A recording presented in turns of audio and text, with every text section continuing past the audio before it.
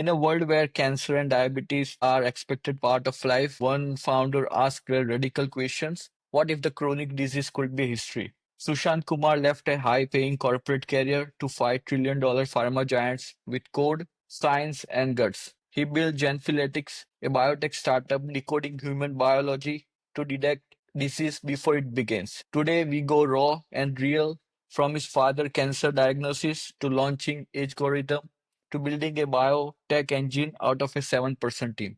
This is not just about tech, it's about transformation. So let's break out.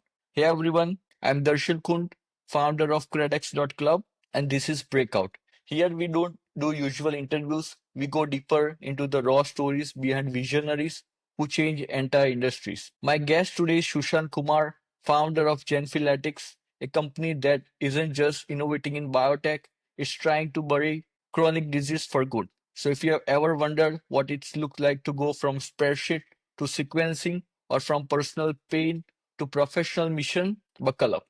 Sushant, welcome to Breakout. Thank you, Harshil, for a nice introduction. And it's I'm really excited to share and get deep into the science part and help your listeners understand, how hard it is and how actually exciting it is to solve this problem because every day I get up with a different sort of energy to actually solve these problems and I'm actually living, eating biotech every single minute, right? So So you have that's how. said Genfletics was born from pain, not profit. What was the personal story, the moment that lit the fire? Okay, I'll just begin from the start. My mother had been diabetic for 30 years, right? And every month she goes to a diabetologist to get the test, to get the medicine, to get the insulin, and that's a typical story of every diabetic, right? Whether you are using CGM to track your blood sugar levels or you're going for a normal HbA1c test, right? That's a normal story. And that was a question mark earlier also that why can't we detect these diseases? Right. And it was very difficult 10 years ago. And then, my father who never had, so it's not a, first of all, let's not blame our genes. It's not a genetic disease to develop cancer. Right.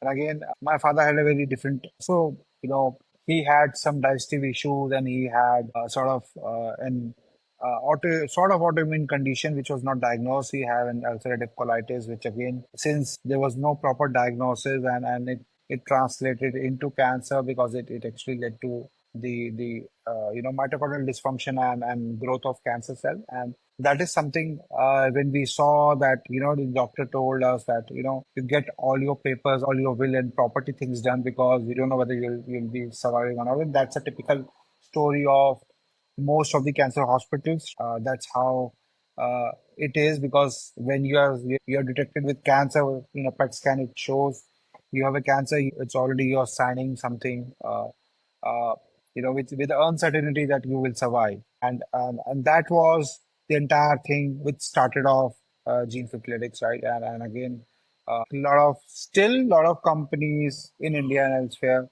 still believe that cancer is an outcome of some bad genes or random genetic mutations, right? And that is the reason the therapeutic success rate of cancer is even less than 6%, right?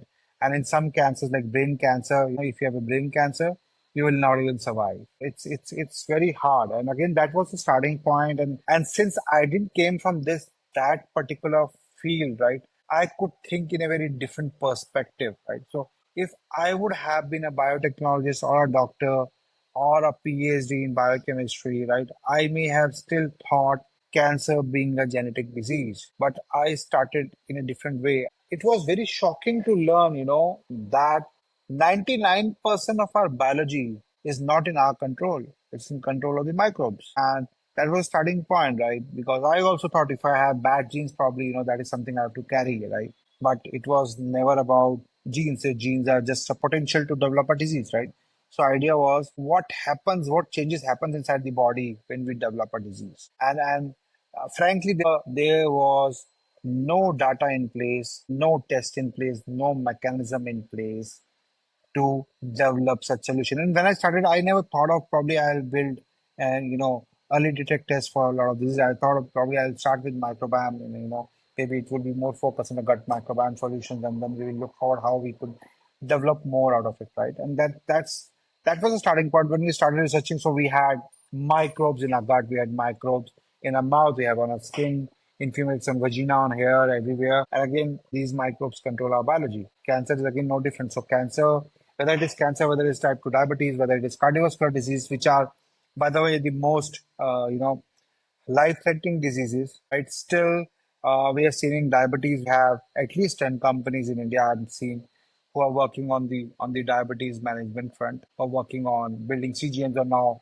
blending with GLP-1 drugs with their own solutions. But again, these are again reductionist biology approaches, right? So probably we are treating only one aspect of biology. Probably we are thinking it's in cause of insulin resistance, and we're trying to treat that. But diabetes again is a multifactorial condition, right? Similarly, these diseases, we took us a lot of time to develop a model where what if idea was to what if we could collect certain data points which can tell us what happens inside our cells when we develop diabetes, what happens inside our mitochondria when we develop cancer, right?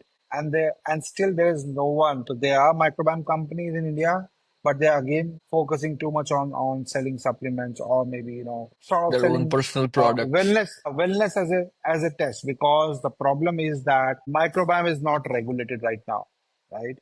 And most of it is being sold as test. And what we have not understood is that actually a lot of diseases starts from our mouth, right? So mouth Yes, has a lot of bacteria, and they directly impact our gut, that directly impact our mitochondria. So our starting point was what we have discovered, that looking at your oral microbiome, we could actually detect diabetes, we can detect cardiovascular disease, we can uh, detect colon cancer, oral cancer, prostate cancer, breast cancer, even brain cancer, right?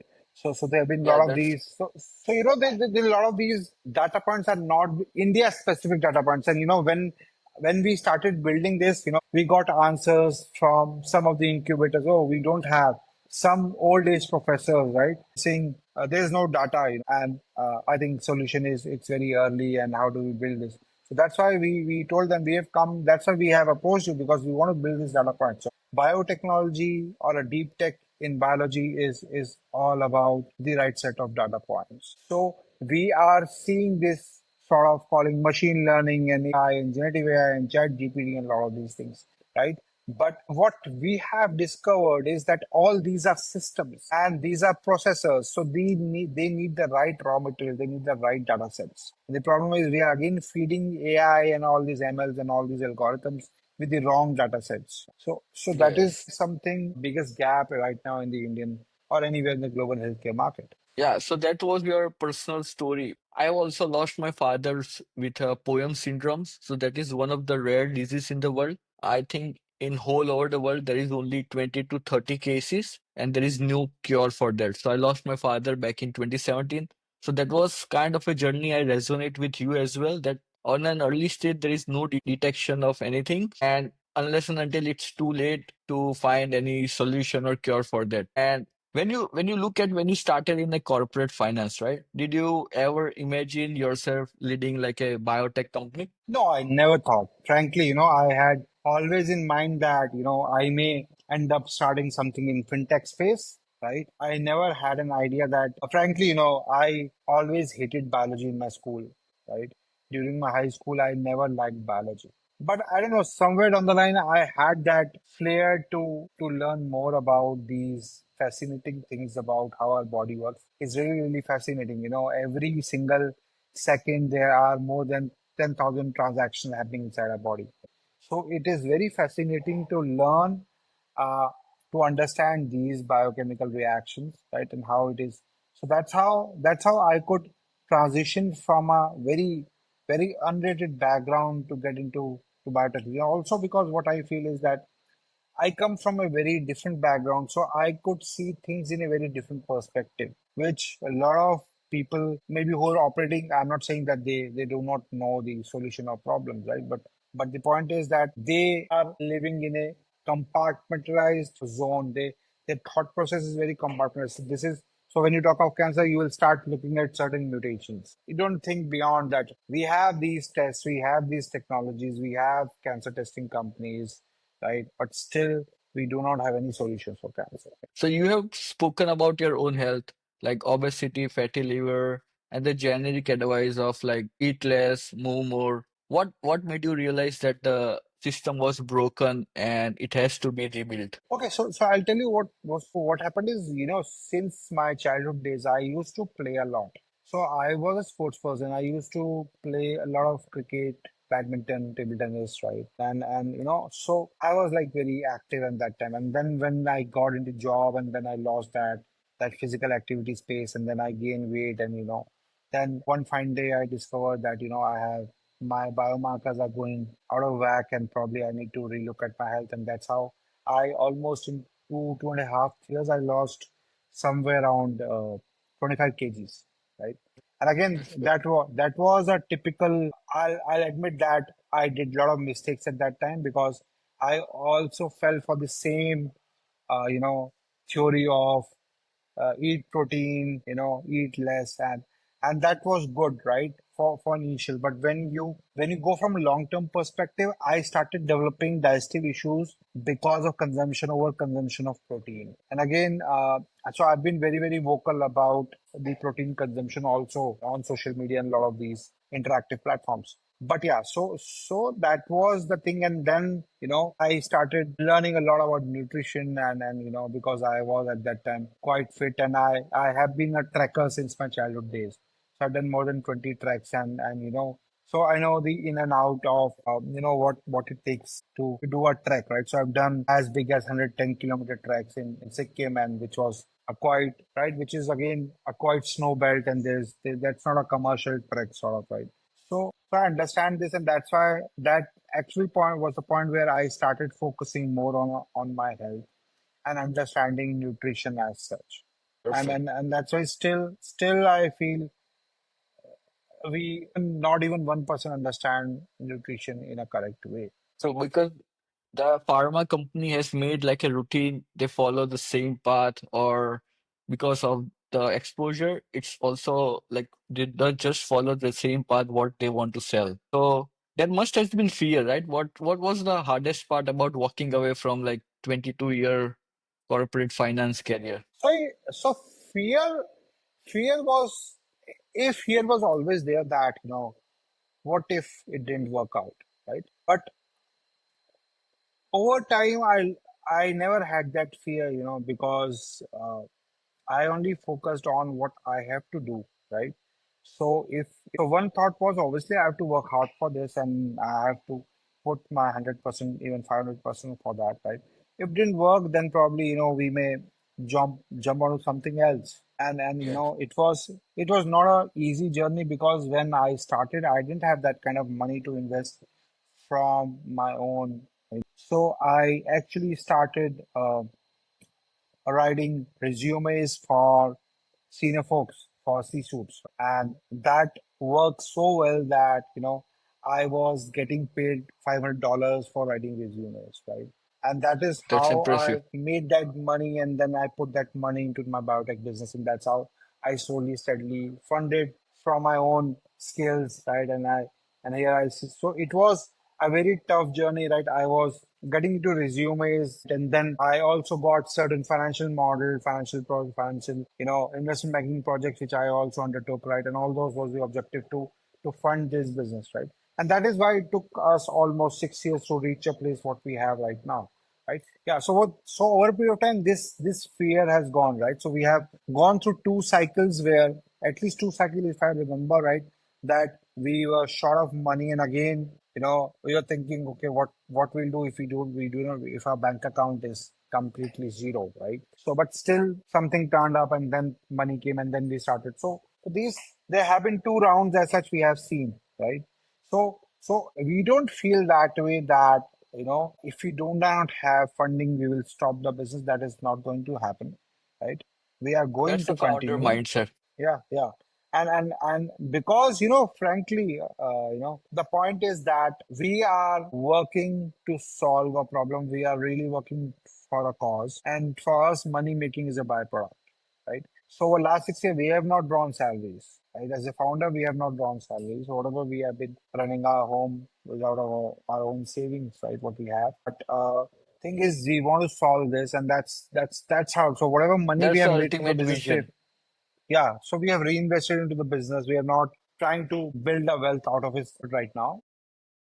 But to solve a actual problem, what the other people are every day facing in day-to-day lives. Yeah, so again, the point is that we are still the healthcare ecosystem, especially the startup healthcare ecosystem, is just supplementing the current modern healthcare, right? There's a lot of innovation required in healthcare, which I don't see much of innovation, especially in the Indian market, right? So True, so very again, there have true. been lot of investments to be poured into such solutions, biotech solutions, right? They have to look at, you have to invest money in the research, you have to invest money in the product development. Education marketing is one of the angle which is required because a lot of people, even 99% still do not understand microbiome, right? Yeah. We have seen microbiome, a lot of information now, research now, articles. A lot of people elsewhere talking about microbiome, but still, it's a very sort of obscure understanding of what microbes does inside our body, how they control our body, what happens in the microbiome ecosystem when we develop cancer. So we have not seen that. So people have not seen that sort of angle, and that's required a lot of research. And you moved from capital market to microbiomes, right? How did you bridge the knowledge gap between the spreadsheet and sequencing, like the difference? How did you gain the initial knowledge that, okay, I want to So, start a biotech company, like initially figuring out the ways, like learning experience and figuring out, oh, this is what something I really want to develop. okay, so when I was also in finance, so I was not a typical spreadsheet guy, right? Obviously, that was a part of work because we need to do a lot of modeling and everything. But I was, I had a very sort of extrovert sort of, my thought process and even my work. So I used to meet a lot of banks and financial institutions. When I was setting NBFC, I set up two NBFC. So at that time, I was too much into market, doing market research, studying about the what specific product, especially for financing, when you talk of tractor financing, there's a lot of, competition and yet there's a lot of lack of right set of solutions because 85% of the farmers are marginal farmers, so it means they have less than 2 acres of land, right? And again, there's a lot of consolidation of land holdings to raise loan for tractors, right? And again, repayment Yes. capacity is a question mark. There's a lot of huge defaults, and again, when you have defaults, how do you recollect money? So there's a lot of issues, and even still, India is if you go to the low-lying areas, the villages, right? There still is very unbanked sort of sector. We talk of Paytm, we talk of digital banking, we talk of a lot of banks, but still, if you look at those low-lying areas, even where I'm living in Kulu, right? If you go to 1,000 meter above sea level and you go to some village here, they don't have banks, right? They're still They underbanked. yeah, so that is again a bigger problem in terms of since you have set up neobank and you understand the problems with Definitely. the banking sector, right? So this is again a huge gap in terms of So that was my idea earlier to get into the fintech space where we address the financing problems and the banking problem for these marginal farmers. Yeah, tier three cities, especially, they still face the same problem. Yeah. So the point is that if you see because a real rural financing issue is that uh, people do not have money. They make money when they buy a tractor, they harvest, they sell crops, and they make money. So there's a lot of intermediaries. There's a lot of time float, right?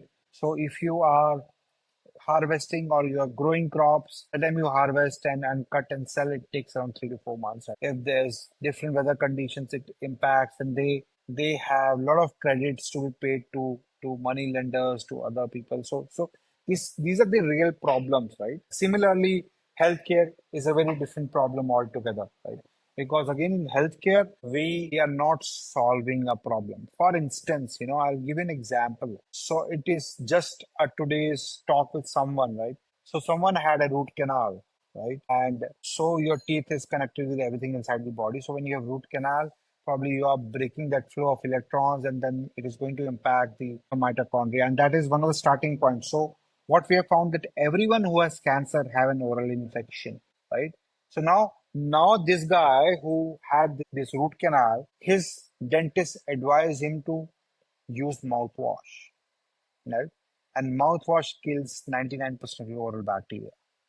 So the thing is, by using mouthwash for 7 days raises your blood pressure, leads to hypertension, causes erectile dysfunction. So the thing is, one set of the primitive practices that we have a fever, we are down with weather, we go to a doctor, we are advised a particular medicine, and we come back, we take, and then that's a normal. Or probably nowadays we have diabetes, so we are taking metformins and a lot of other medications, or these probiotics as such, which is now coming up to address our GLP-1 drugs, right? So thing is, this has not changed anything. So the more you spend on your health, the more your health deteriorates. The more you go for your test, the more you spend on variables, the more you spend on GLP-1 and probiotics, the more your health deteriorates. Why? Because you are addressing the symptoms, right?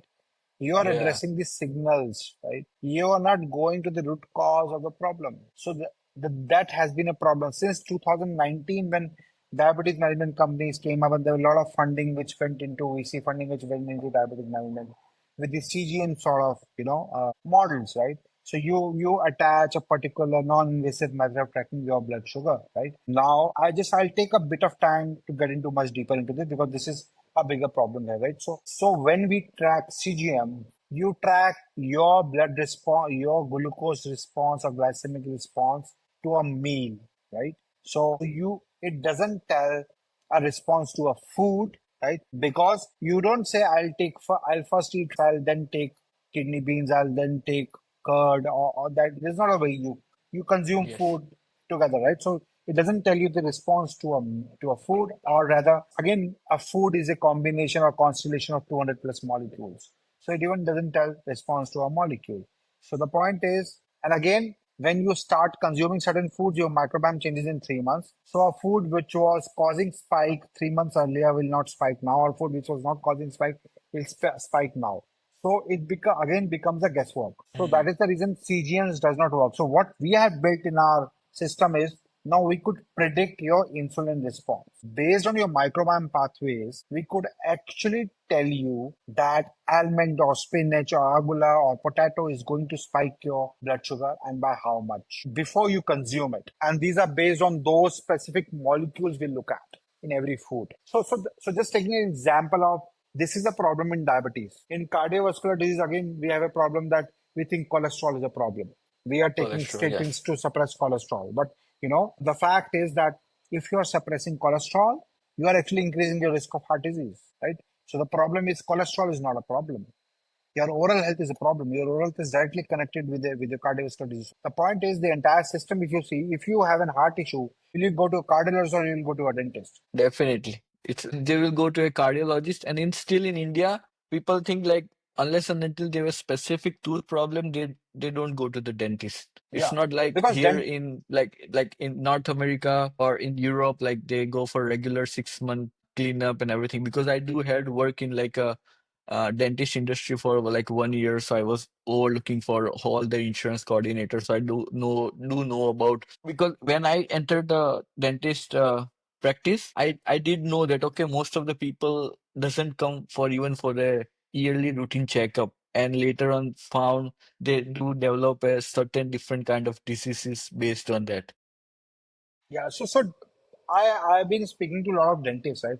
And I have full sympathy for them because you will go to a dentist only when you have an unbearable pain, Yes, right? And again, the problem is that a lot of education required from a dentist perspective also, that because a lot of dentists do not understand the role of microbiome, right? For instance, I'll give you very simple thing and why. So I did a research on this almost 6 months back. So it was more about toothpaste, right? So I did a research, and as per Indian Dental Association right now, 90% of the Indians have a major oral health disease, right?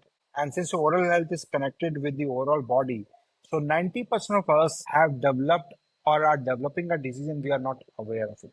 right? So the thing is, the toothpaste which we use, I asked this question in the survey that, what is the criteria of you selecting a toothpaste?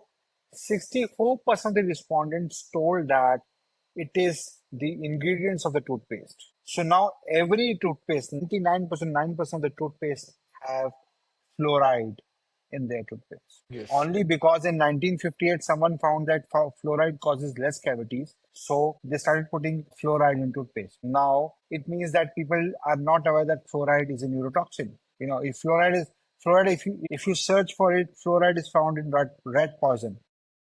So Mm. fluoride actually, one of the reasons, so if you have a sleep issue, is excess fluoride consumption, because fluoride gets into pineal gland and it disrupts your melatonin production. We know that melatonin is a neurotransmitter hormone which regulates our sleep. So one of the reasons, if you have insomnia or deficient sleep, or a disturbed sleep, is you are consuming too much of fluoride. So that is one of the major reasons why so it changes your oral environment. Your oral bacteria does not perform beneficial functions. It actually leads to your diabetes and cardiovascular disease and cancer situation, number of these things, and we are not aware of it. Yeah. Yeah. So So this in is the the early day, major issues in the current healthcare system. Right? yes, true. I definitely get. So in the early days, how did you decide where to focus? Like R&D, partnerships, fundraising? So initially is was only on R&D. So the idea was R&D and market research. So we did a research on understanding the real pain points when it comes to chronic diseases, because there's a lot of misinformation in the market. And again, the problem is there's a very bigger problem in a lot of. So when we started developing, we spent almost 2 years in the research, and when we had built a basic product, right? Not a product what we have right now. It's a bigger thing, right? But when we was a basic product, not even prototype, I'll say bigger than prototype. So we built a product and then we started selling it. And the first customer, as I remember, we had was a female, 27 years of age. She had an autoimmune disorder, which was cavity in lungs, right? And again, it took us almost 2 years to treat her just by nutrition, just by nutrition. So the point was that there was a lot of these. She had these lot of yeast overgrowth in the gut, which was causing problem, right?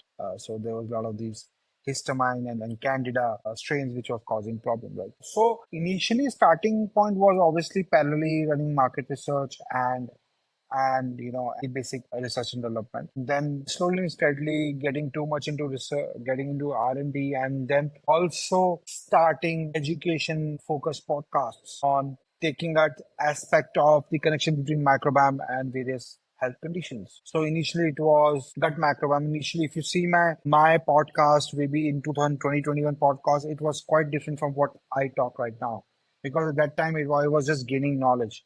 Today I teach doctors on this, right? So the point is that Definitely.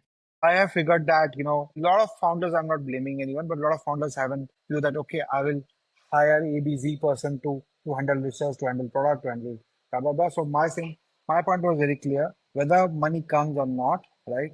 I'm going to take the lead charge in my hand. So I started gaining this knowledge. So I started spreading this word, and over a period of time, Genefitletics is Sushant Kumar. So probably people come on my name. So people have signed. So I have seen people who are spending 10,000 rupees extra to sign up for my product because I am there. And still over last 4 or 5 years, I talk to every customer directly. That's great. Like a founder, that you have created your own personal brand. So to make sure that learning experience get connected to Genfletics and people does Yeah, and come and by yeah, from your name. and I'll share a very, very, very interesting thing which I have found, and this may help a lot of healthcare founders also, that whenever I talk to a patient, because we don't do Facebook ads, we don't do LinkedIn ads, we don't do Instagram ads. Right? I've been focusing on more of an organic way of acquiring customers. So whenever someone comes and talk to a prospective customer, I tell them, do not think I am selling you a product, right? Just think that we're doing a chit chat and we're doing a knowledge sharing, right? I'm going to share something, right, about your health, certain aspects of it. If you want to talk for 1 hour, 2 hour, 3 hours, I'm happy to have a discussion on that. After that, if you feel this is something you should sign up, then sign up. Otherwise, do not sign up. I don't want you to sign up for, you know, spending too much money on this, right? Uh, if you are not convinced. So today only someone called that I have an oral problem. I want to sign for oral microbiome test of yours, right? And then we don't have a sample report because it's all platform driven. We don't do paperwork, so it's all technology. It's all the coding. So you've got everything on your personal dashboard. So I told her, what I can do is, since you are finding it hard to be convinced about the product or spending that much of money, let us fix up a call. I'll showcase the entire platform on Zoom, right? And if it convinces you, then you buy it, right? So the point is that, when at the initial stage and we still follow the same thing, that we are going to talk to every patient, but not as a customer, but as a friend, right? That is how we have serviced people, and that is how I have built that. It feels very different if a patient says, come, they're talking to a customer care, or they're talking to a founder. It's not just a business deal. It's just like creating a helpful community. Yeah, so that is the major difference, because I've seen, if you see, so again, it is nothing against VC funding, right? So companies who are VC funded, they keep 5, 10, 15 people for the customer care, right? But I would seriously recommend that founders should talk to patients. At least one out of every three patients you should talk to, if you can't talk to everyone, right? Because when you interact on social media on ads, right? So people who are interacting with you there, those are marketing guys. Those are not subject matter experts, right? And it directly reflects your brand equity, right? So if you're talking about gut microbiome and you do not know about, if I ask something and you do not know about it, then probably clearly there is a question mark on your brand. And health is always connected with the trust. If it's one time it Yeah, gets followed out, no one gives you another chance. Not like fintech, like if one time my payment get cancelled, oh, I will try again, give it another chance. But in healthcare, yeah. people do get very serious that because it start with the trust and then they build out everything. So let's talk about Pro Teba. You said 10 million molecular data points, 400 plus Yeah. pathways, and deep learning layers. How did you go from actual idea to like from idea to Okay. So the idea was, initially, when we what we learned, that our body is very complex. As I mentioned, so I'll take some numbers here, right? So we have 25,000 human genes, we have 20 million microbial genes, right? And every bacteria is uh, express around 3,000 genes on an average, right? And again, we have what, 40 trillion bacteria in our body, on and inside our body, right? So ideally, and those are interacting with each other. So the bacteria are interacting with the bacteria. For instance, if you consume something, your bacteria metabolizes a particular molecule. So what happens is, so when you consume a meal, right? So you are consuming a meal, but for your bacteria, it is just a combination of 200 molecules, right? Mhm. So that sense, so if you're consuming cabbage or broccoli, right? For you, it is cabbage broccoli. For them, it is a combination of 100 molecules. So each of the bacteria senses a particular molecule and express a particular gene, and then they metabolizes those molecule and produce something, which is again a byproduct. So these byproduct uh, could feed you or could feed other bacteria. Then other bacteria further converts into another byproduct which feeds your biology. So ultimately, you are feeding them, they're feeding you. So if you have to understand this, you have to actually collect lot of data, in terms of which bacteria is doing, what genes they are expressing, what proteins they are coding for, what enzymatic activity is happening, what food they are metabolizing, and what byproducts they are producing. So in every pathway, for instance, let me take a pathway like uric acid production, have around 800 plus species. Now, each species may be on an average 3,000 genes. Each gene may be underexpressed, overexpressed, or not expressed. So you see the permutation combination, 800 into 3,000 into 3. So these are the kind of biochemical transactions happening in one pathway. So if you Mhm. talk of 400 pathways, there's huge data churn. So the idea is, first is collect this data point. So most of the companies are saying, oh, we do sequencing, we do next generation sequencing. Fine. That is one way of collecting your data point, or your molecular data point in terms of what your microbiome is doing. Since microbiome is 99% controls 99% of biology, so probably you're collecting 99% of the data related to your biology. But again, what that data entails, is it only telling about which bacteria is there, or what bacteria are doing, what they are producing, how they're interacting with your body organs, with cells, tissues, organs, with other bacteria. So is are you collecting that data, or just collecting about the bacteria data, or just which bacteria is there, the presence of a particular species, right? So that is one angle of it. So you collect. Now, thing is, again, the data which you collect is something which you and me cannot understand, because it's a combination of different alphabets. So gene again is a combination of different alphabets. Right? So we need to process that data into something which can be understood, right? So into process to find out, oh, which bacteria it came from. So we are sequencing molecules. So your microbiome is producing molecules. When we are taking your biological sample, whether it is stool or saliva or blood, right? We are sequencing each of those molecules. So for in our case, for every patient, we sequence 10 million molecules, each of those 10 million molecules. So we can know which bacteria it came from, what gene it came from, and what function was coded by that gene.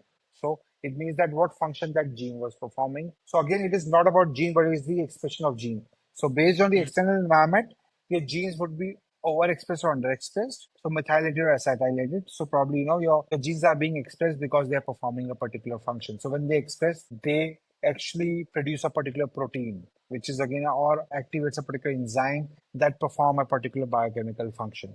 That function could be giving you nutrient, or maybe interacting with the other microbiome, or producing a particular hormone, telling the hormone to go and dock to a particular hormone receptor on the cells, and talk to cells and communicate with cells and perform metabolic or alter your metabolic function. So these could be. So again, these are the functions. So there is a lot of this data starting from this. Now we could decipher those data points, 10 million data points, into at least 400 pathways. Now, each pathway is linked to a particular or a combination of different biochemical functions. Therefore, each pathway or combination of different pathways are connected with a particular disease or set of diseases. We have these data points, right, which we are collecting every day from different patients. So on that basis, we have 20 billion of molecular data points, 40 million of phenotype data points, over 10 million of molecular features, molecular functions, right?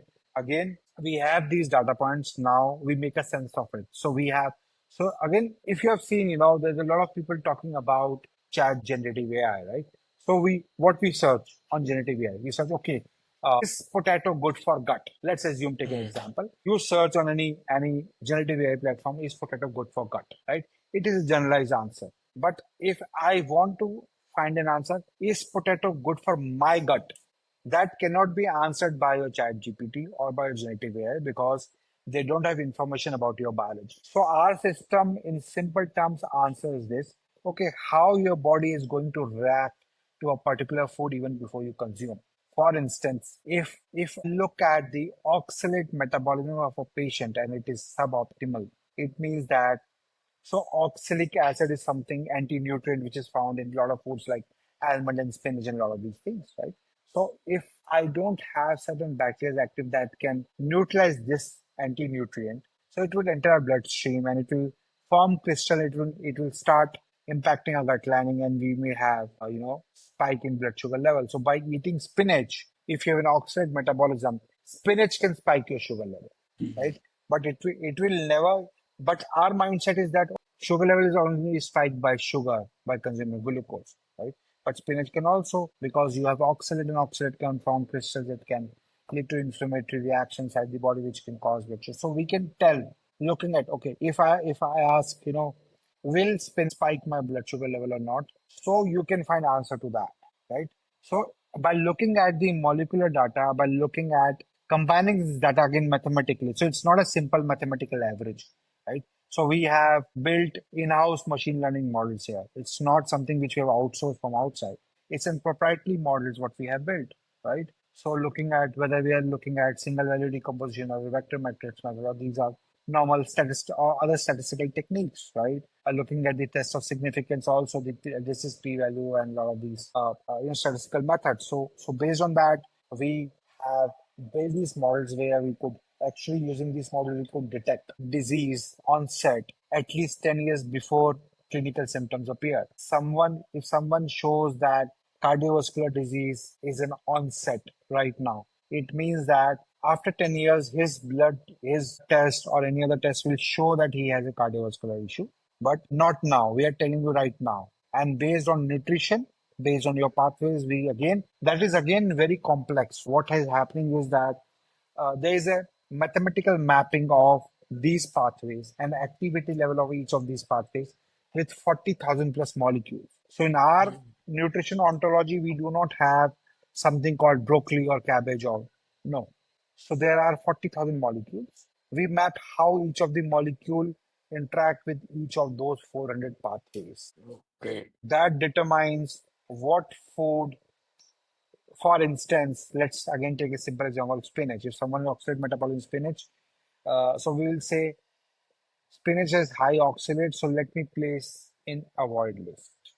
Mhm. Now, because spinach gives me vitamin B12 iron, so I have to look at other food sources. So my recommendation engine, my machine learning model look at other food sources which has iron and which has vitamin B12, but which does not have other molecule which is causing inflammation in my body. So we look at those food and then we put that food in an enjoy or superfood list. And again, if we do not have that food, then it comes to supplementation. So ideally, that is unique for every individual. So we look at those pathways. Those pathways are combined mathematically to detect disease. And then those pathways further combined with these food to construct nutrition to suppress certain pathways that is causing disease and promote pathway which is promoting health. So over 6 months, patient will see that, okay, my which was onset has gone to absence. And again, we also actually take from every patient at one point in time, we take a stock of 1,000 plus symptoms, overall symptoms for the overall system biology, right? And again, at every 3 months interval, customer can compare. Okay, let's say I had acne, which was high, now it is medium. I had hypertension, which was medium, which is low, right? So based on the intervention, you are seeing the impact. So we are also trying to see that how these molecular pathways are being connected with your symptomatic conditions. So that is a True. whole sort of ecosystem which we have built, and that's why I'm telling you, it took us 6 years to build this, right? Yeah, Concurrently while serving patients. definitely. It's hard from getting from like idea to a working platform and building all in-house. So based on that, you have built this with a very lean team, under 10 people team.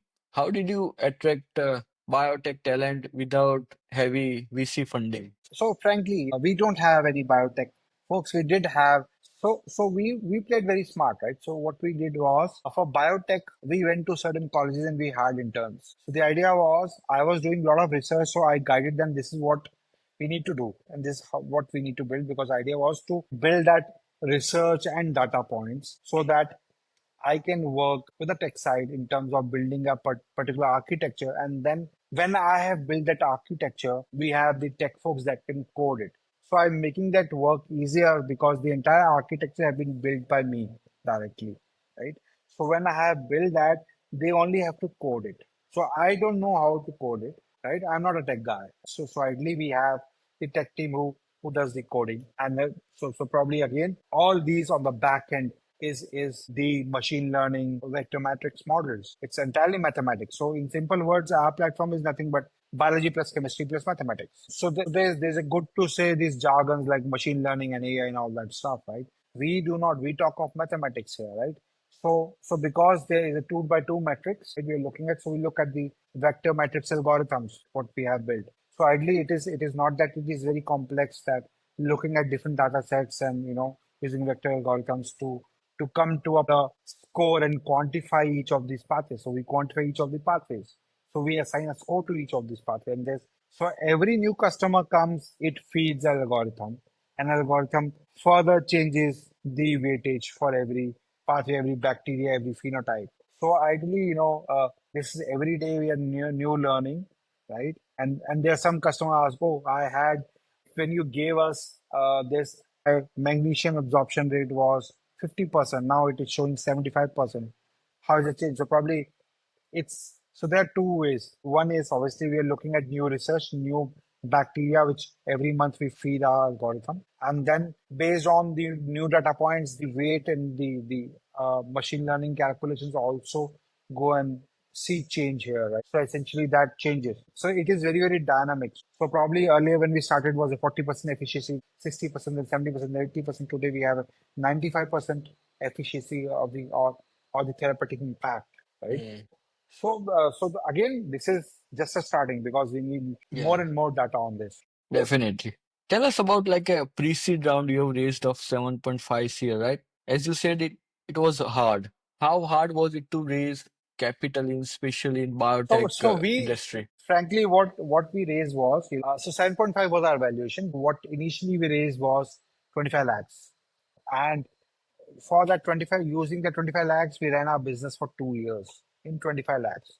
A lot of these companies may spend 25 lakhs in 2 months. So for 20, out of these 25 lakhs, we built this entire platform for the gut microbiome, for the oral microbiome, now for the cancer, for the total full body biochemistry, where we look at oral microbiome, we look at gut microbiome, we look at mitochondria, we look at cellular health, right?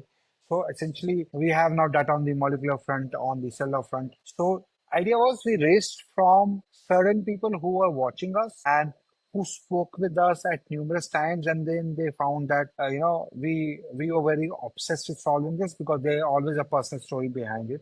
It is not something that I'm starting because I want to make 10x my money. I want to buy this car, that car. That is never in our scheme of things because we are right now building a business from a city which is a tier 3, tier 4 city. And we Yes. live a very simple life here, right? So we do not have any sort of these materialistic positions or inclination towards materialistic positions. The idea was every day, how do we make our business more better? How do we serve more and more people? So obviously these people looked at it and probably they thought, okay, this guy is actually solving this and we need to support him. Right? That's how we did. And then we had a follow-up round of another 20 lakhs 6 months back. So ideally, again, so that was, but this one from the same set of family office which invested 25 lakhs, right? We have been very, very lean in terms of and very, very selective in terms of where we spend our money on.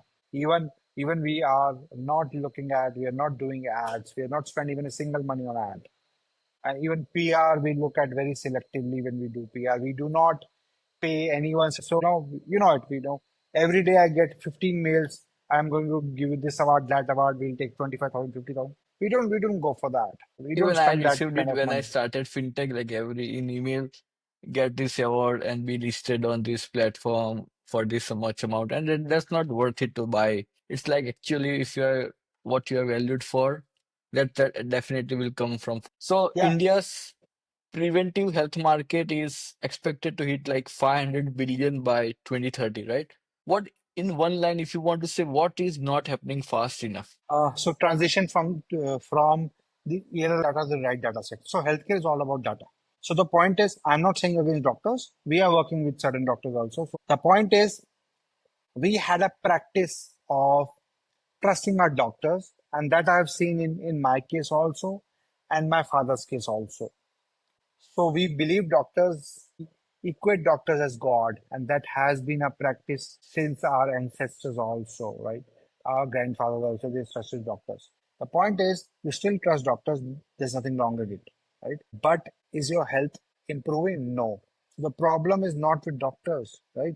The problem is they take decisions, healthcare decisions based on your data. When you're not giving them the right data sets, how do you expect them to take the right decisions? Right? So in one line, you have to move away from this fancy variables. So let me ask this question. I'll use this platform to ask this question that you are using smart rings. So if you have a low or fluctuating heart rate variability, what kind of interventions you adopt? Suppose your ring says you have a fluctuating HRV. Do you have an actionable intervention? Because again, looking at I can tell you there are 15 pathways that can trigger variation HRV. I know that from my data points. So until as I do not know which specific pathway or combination of which pathway is causing that, how will you adopt that intervention? So that is a gap. So you're using rings, you're tracking good things. You're tracking your VO2 max, you're tracking HRV, you're tracking your sleep, you're tracking your skin temperature, blah, blah, blah, whatever it is, right? But are those data points being translated into actionable interventions or disease modifiable interventions? No, because those again is guesswork. because you are again focused on the same healthcare delivery data. Because if you have a low HRV, it is an outcome of at least 50,000 plus biochemical reactions. If you don't know what those reactions are, how do you address it? So the problem is, if you have to really solve from preventative healthcare, move away from the healthcare delivery data. That is something our investment community also have to understand, that variables, everyone can launch variable. It is a sensor based thing, right? And the Mm. point is, point I'll tell you, this is something a bit deviation from the topic, but most of the variables are made by contract manufacturing companies, right? Because I worked in manufacturing sector, worked in tractor manufacturing companies. So until unless you have a critical mass demand, you will never have a full-fledged captive manufacturing. So Definitely. you Yes. actually outsource it. And again, when there's a contract manufacturing companies, you either you pay a licensing fee or you outright purchase it. Again, the question is about the data rights. So in these cases, who has the data rights? The point is, if you are paying, you're using their licensing, you're using their technology. So you may have data, but if you're outright purchasing it, and who has the data, who has the control over data? If your company doesn't have a control, then how will you use the data points to make meaningful comparison or conclusions or insights, right? So this is again a question nobody asks, right? You are spending 25,000 on a variable, right? On a smart ring, on a watch, right? Who has the data, right? So if you buy Apple Watch, right? We know Apple has made, Apple obviously have contract manufacturing company in China and all that, right? So but Yes. they have an access on the data points because they are building some solution on the healthcare side. But are all variables company have the data at their end? So this is again, I'm just telling you because this is what we have found on the when we started building something, we built as a greenhouse, right? Mm.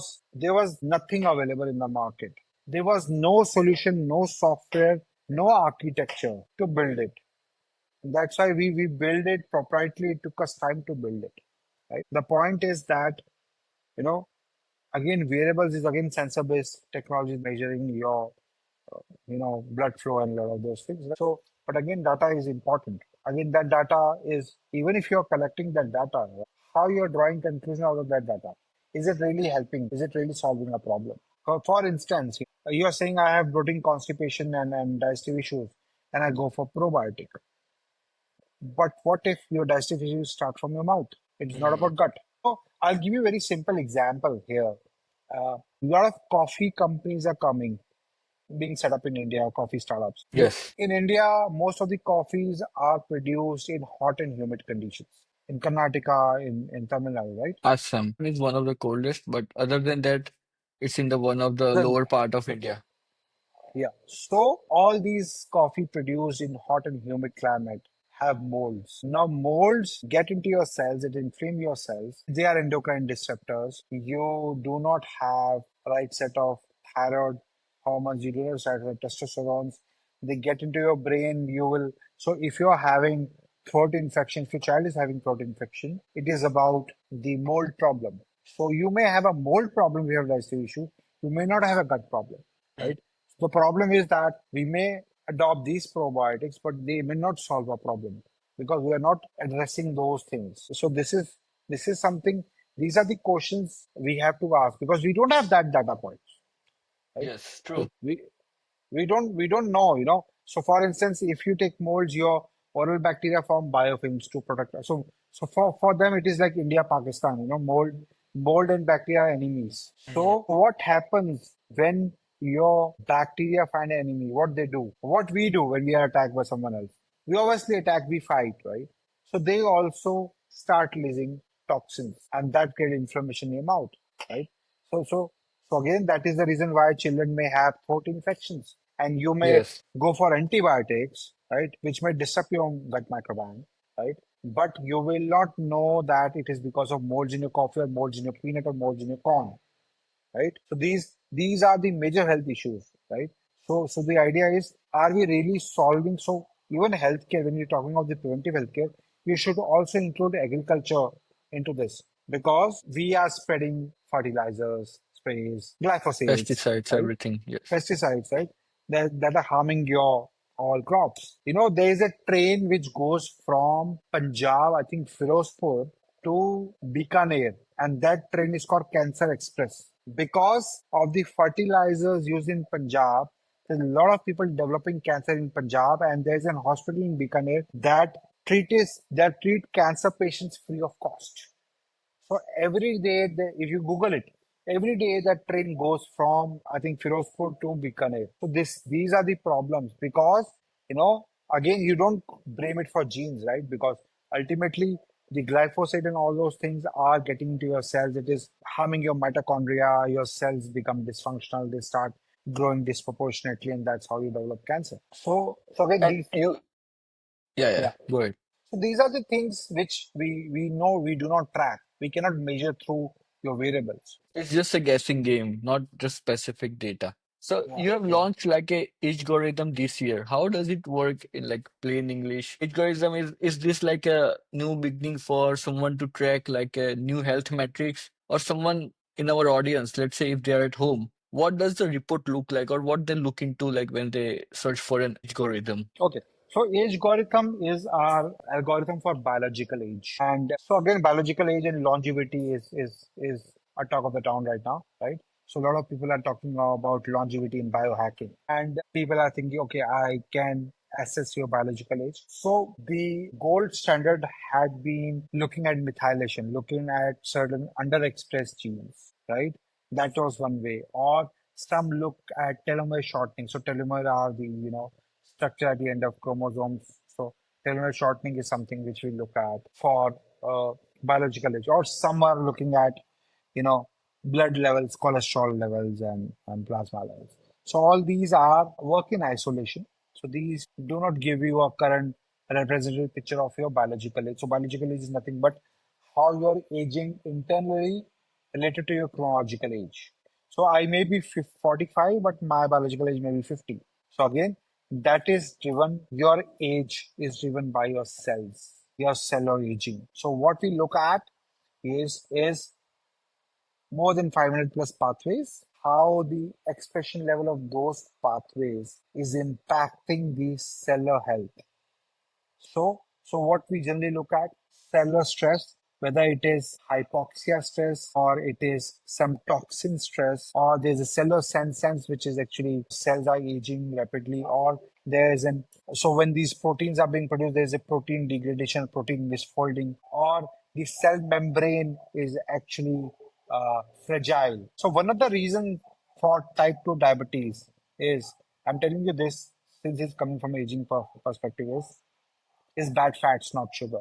So Mm. sugar obviously is there because sugar, if you consume too much of sugar, right, it makes your protein enzyme dysfunction. So it leads to diabetes. HbA1c, glycated hemoglobin, is nothing but sugar stuck on your hemoglobin. So glucose, glue means sticky. So it stuck to your hemoglobin. So the point is, if you are reducing HbA1c, it doesn't mean you are getting rid of diabetes. You stop consuming sugar, your HbA1c will go down. It doesn't mean you don't have diabetes. So ideally, what happens is that when your cells, right, have an outer layer of cell membrane, and this cell membrane is made up of fats and lipids and cholesterol. So what we need facts is, so again, this is something I'm telling you, there's a lot of misinformation around it. So again, when we talk of fats, all fats are not equal. So it all depends upon the chemical structure of fats. So what we need to consume is fats which have zero double bonds, like butter, ghee, saturated fats which have zero double bonds. They do not react with Mm. oxygen, they do not cause oxidative stress, right? So ideally, these cell membranes need saturated fats. And what Mm. we are consuming polyunsaturated fats because it has multiple double bonds, right? So the ideally is when we consume them, right, cell membrane become fragile. So when it become fragile, the communication, for instance, the hormones want to communicate with your cells. They cannot communicate. Mm. They cannot sense what is going on. Cells cannot sense what is going on outside of cells. They cannot express gene. They cannot produce protein. So essentially, this is one of the reasons why we have diabetes, because ultimately when your cell membranes break down, your cells cannot produce nitric oxide. Nitric oxide, actually what happens is that I may take this time to tell everyone because this diabetes strata will get clear. So when we consume And I'll also come to the biological age. So when we consume something in our right, our oral microbiome senses we have consumed something sweet. It sends a chemical signal to pancreas to start releasing insulin. Now we stop here. Most of the companies stop here that okay, insulin is being released. Now what happens is insulin attaches to a lot of insulin receptors on various cells, fat cells, liver cells, muscle cells. Then there's a intercellular signaling. So there's a communication. Now these receptors, there's a communication which goes to certain cells. It tells to activate a particular protein that goes to the cell membrane, binds the glucose and transport inside the cell. So when you consume glucose, it is in circulation, it is in bloodstream, and you need to transport inside the cells. So mitochondria can use it to generate energy to do job, right? This signal is nitric oxide.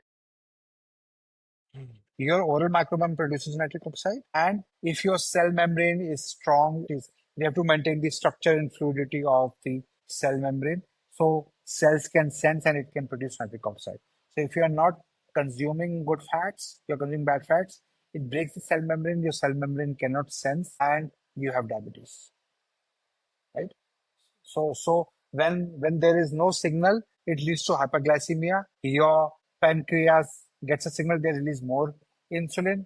There's more of insulin in the bloodstream, right? Your blood sugar level goes down and you consume more sugar, right? And Mm. that's how you develop diabetes. So if you think you're consuming white rice and it is causing sugar spike, no, it may not be white rice. It may be because of this lack of this signal which is causing sugar spike, right? So everyone from and again this is one of the early biomarker for aging. So we look at those pathways impacting the protein misfolding, the cell membrane structure, for instance, bile acid metabolism, right, or oxidative stress markers, right, where we look at how it is making your cell age internally. So we look at those parameters, 500 plus parameters, and we measure your biological age, which is again an in-house machine learned model. We do not do a comparison. Okay, what other uh, customers are aging, right? And if some biomarkers are compared with that biomarker,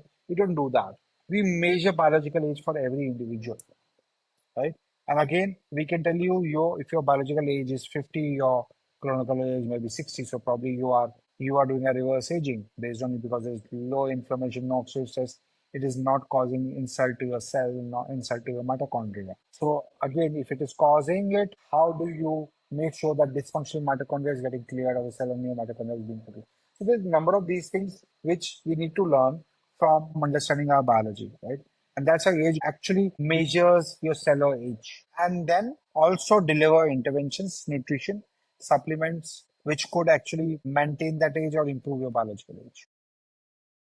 Perfect. This is what we have built. So lastly, we will ask you the four questions. You can answer in 2 to 3 lines. What's one belief about health that you used to hold and now you completely disagree with? I used to hold that if you want to measure our health, let's go get the blood test done every 3 months. But that is not the case now. I don't get my blood works done, frankly. I generally resort to my own microbiome test and my self-reported symptoms. So that is one thing which I do not believe these tests are not going to help. And if Genfiletics achieves its goal the way you have planned, what does it will look like in 10 years from now? 10 years, I think if we go and get the right set of money in our bank account to build these solutions and right set of people to support, probably we can help at least 500,000 people improve their health, prevent onset of diseases, because that is a realistic picture I see at. So it means